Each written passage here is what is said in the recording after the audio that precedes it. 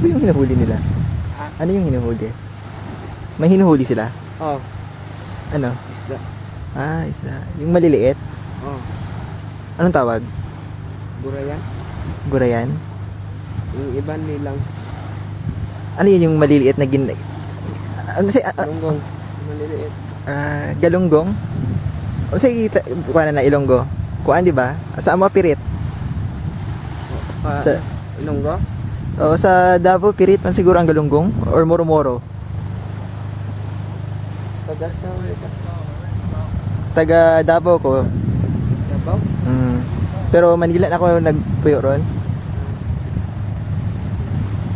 Nahuhuli sila. Saan yan kukunin dyan? Sa gitna? Oh. Madami yan. Oh. Mga mahuli lahat. Limang banyera siguro. 5. Hindi naman hindi na didisturbo yung isda pag pupunta ka. Ano pa mo? Free. Ka nagpuyo dyan lang?